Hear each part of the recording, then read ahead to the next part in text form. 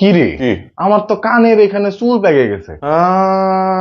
Hello, জানিস রেজনের কানের উপরে চুল পাকছে। রেজনের কানে চুল পেকে নাকি সাদা হয়ে গেছে, বকের মতো, একদম সাদা বকের মতো চুল বার হয়েছে ওর কান দিয়ে। রেজনের কান দিয়ে নাকি সাদা বক বাইর হচ্ছে, শয়ে শয়ে বক বেনাপোল দিয়ে ভারত যাচ্ছে। বাংলাদেশের সব বক ভারত যাচ্ছে, আর ভারতের সব কাক বাংলাদেশে ঢুকছে। সেই কাক নাকি বাংলাদেশের ইলিশ ডাকাতি করছে। সেই কাক হিন্দিতে কাকা করছে, বলছে কাকা বল রায় হো বাবুয়া, তোমারি ইলিশ কিধার হ্যায়। অল আইজ অন বাংলাদেশের ইলিশ রেজওয়ান আসলে র।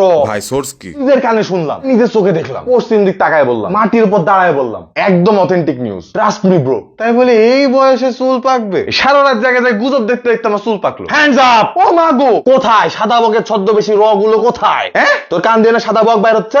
আমার তো চুল পাকছে। দেখি, এই যে শালা। ও মা, কি হলো? উপর থেকে কি যেন পড়লো। যেহেতু উপর থেকে আক্রমণ হয়েছে, উপরে তো স্যাটেলাইট ছাড়া কিছুই নাই, তার মানে স্যাটেলাইট থেকে আক্রমণ হয়েছে।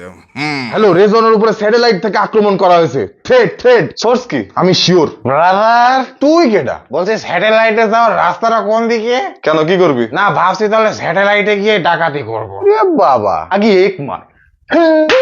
এক মুঠো আকাশ ভরা ধারা, স্যাটেলাইট ডাকাতিতে মারা সারা।